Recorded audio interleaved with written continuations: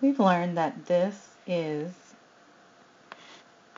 an exponential function, and as long as a is positive, we can look at b as the growth or decay factor. And we learned that if b is greater than 1, like 2, 3, 4, things like that, then this thing will be growing. If b is something between 0 and 1, like 1/3, 2/5, things like that, then this thing will be decaying. Now, a lot of times there's another formula that is used, and this is especially used, I know, in financial world. And what they have done is they have taken the b and replaced it with a 1 plus r or a 1 minus r. And the usefulness of this is a lot of times we don't know what's called the growth or decay factor. A lot of times we're given a rate, like a percentage rate. That could be the rate of depreciation of something. It could be the rate of growth of an account, like an interest rate that's being added to the account each month or each year. So a lot of times we know a percentage of growth or decay, which is not the same thing as the growth or decay factor. So you've got to be very careful to keep those two words distinguished in your mind, that the rate of decay is a percentage that needs to be added or subtracted from 1, and the growth or decay factor is after they've already added or subtracted it from 1, and it's already a single number called b. The other two pieces in the formula are a, and this ends up being, in these kind of problems, your initial amount. That's your starting amount. If it was money, we'd be talking about your principal or the amount you invest. If we're talking about an item decaying, like a living organism that's going through decay, A would be the number of grams or milligrams that you started with before it decayed, and then Y is your final amount. So that's how much is left after the growth or decay happens.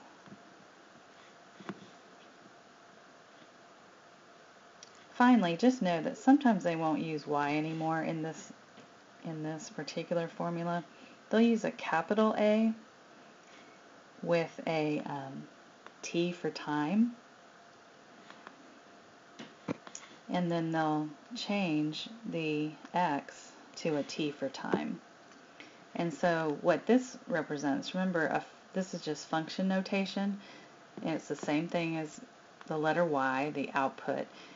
This is just saying the amount after T time, and T is now the exponent, and depending on what time we put in, whether it be 1 year, 2 year, 3 years in for the T, then that will determine your final amount. So it's the final amount after T time periods have gone by. Now let's look at a specific example. Let's say that you were investing money, and when you were 10 years old, someone gave you $1,000, your grandma, and she put it in an account for you. Now you're 16 years old, 6 years later, and you want to pull that money out and help you with buying a car. So let's see how much money you have if the interest rate on that account was 5%. So we were saying that the interest rate is 5%. You started with $1,000. We want to know how much you have 6 years later, because you invested it when you were 10 and now you're 16. Also know, if you just don't like this function notation, you can always just use a capital A for your final amount. So what we're doing is we're trying to find the final amount after a time of 6 years using the function notation, but that can just all represent the final amount. It's just defining how many years it's been. Then little a was the initial amount or the starting amount, and you started out with $1,000.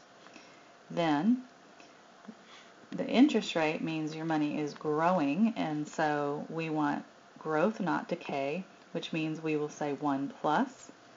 And then R is always the percentage rate written as a decimal. So take your number 5, and when you drop the percent sign, you move the decimal back 2 places, and then fill in a 0 if you need to. And so 0.05 is the percentage written as a decimal.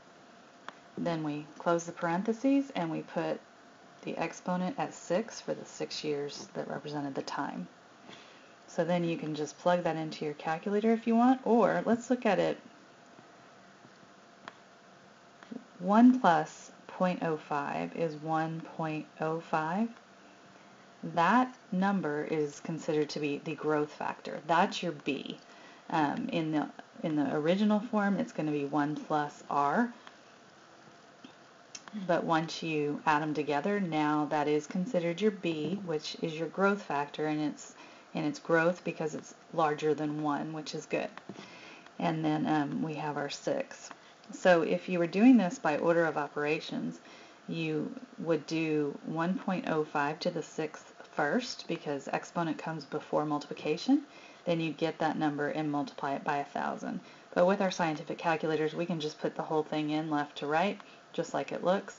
Even in its original form, we can put it in left to right, just like it looks with the parentheses and everything, and we will get the same answer we would have gotten doing it in pieces.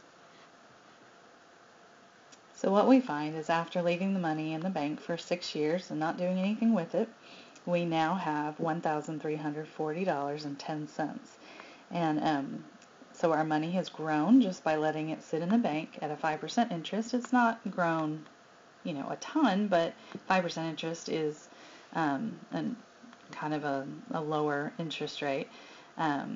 Unfortunately, our actual interest rates are even lower than that sometimes, but investing just by sticking it in the bank, they got an extra $300 that they wouldn't have had otherwise.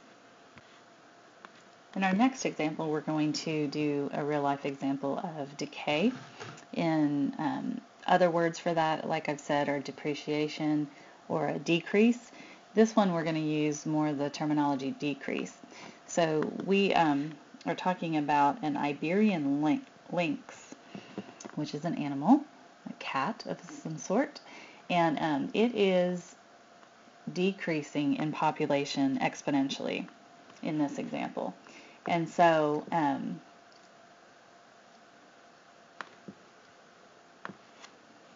the textbook says that between 2003 and 2004,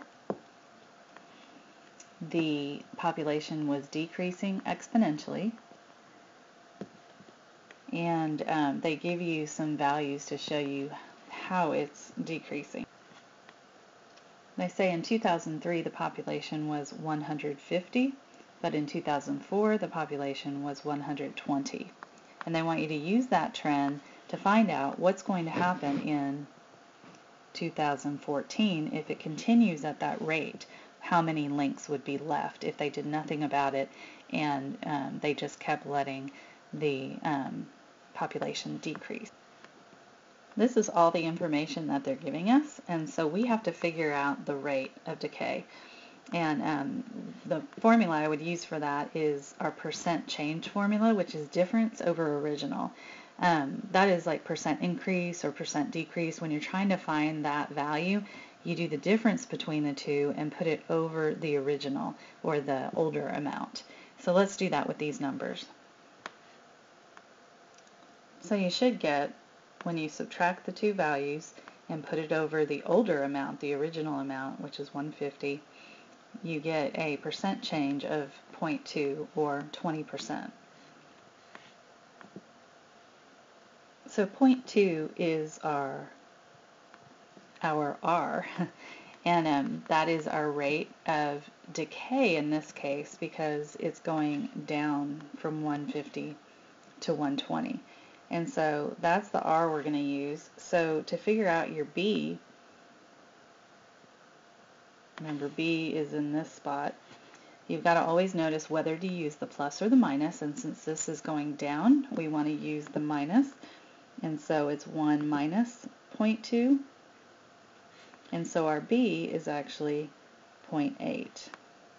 That is our decay factor, and what that means basically when you plug it back in as a 0.8, and there's no more 1 or plus or minus, it's just a 0.8, you're always ending up, if it's decreasing at a rate of 20% a year, what that means is each year you have 80% of what you had the year before.